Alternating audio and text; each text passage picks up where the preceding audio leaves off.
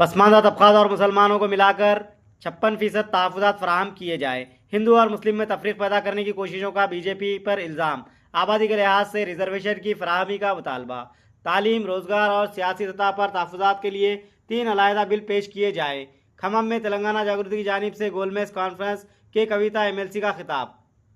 రోజు ఖమ్మం జిల్లాలో జరుగుతున్నటువంటి రౌండ్ టేబుల్ సమావేశానికి హాజరవడానికి వెళ్తూ మార్గం మధ్యలో మరి మునుగోడు నియోజకవర్గంలో చౌటుప్పల్ మండలంలో మా నాయకులను అందరినీ కూడా కలవడానికి ఆగడం జరిగింది. ఇక్కడ మునుగోడు మండలంలో మరి కాంగ్రెస్ పార్టీ నుండి రాజగోపాల్ రెడ్డి గారు అధికారంలో ఉన్నారు, వారు ఎమ్మెల్యేగా ఉన్నారు. ఇక్కడ ముఖ్యమంత్రి గారు ఆనాడు వచ్చి ట్రిపుల్ సమస్యనే లేకుండా చేస్తా, నేను మమ్మల్ని గెలిపించండి, మేము ఎటువంటి ఇబ్బంది లేకుండా ట్రిపుల్ మీ గ్రామాల నుంచి వెళ్లకుండా చేస్తామని చెప్పింది.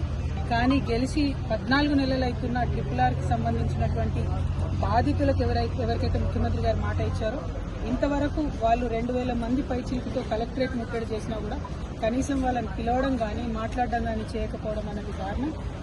మీరు ఇచ్చినటువంటి మాటకు నిలబడి గౌరవ ముఖ్యమంత్రి గారు తక్షణమే ట్రిపుల్ బాధితులను పిలిపించుకొని మాట్లాడి వారి సమస్య పరిష్కరించవలసిందిగా నేను డిమాండ్ చేస్తా ఉన్నాను. రాజగోపాల్ రెడ్డి గారు ఈ విషయంలో చొరవ తీసుకోవాలని కూడా మేము డిమాండ్ చేస్తా ఉన్నాం. మరి మునుగోడులో ఉన్నటువంటి అందరికీ కూడా విజ్ఞప్తి చేసేది ఒకటి, తెలంగాణ రాష్ట్రం తెచ్చుకున్నదే అందరూ బాగుండాలి, అందరం కూడా చక్కగా ఉండాలనే విషయంలో. కాబట్టి ఇవాళ బీఆర్ఎస్ పార్టీ మీ అందరి పక్షాన కూడా నిలబడి పోరాటం చేస్తా ఉన్నది. Thank you. జై తెలంగాణ.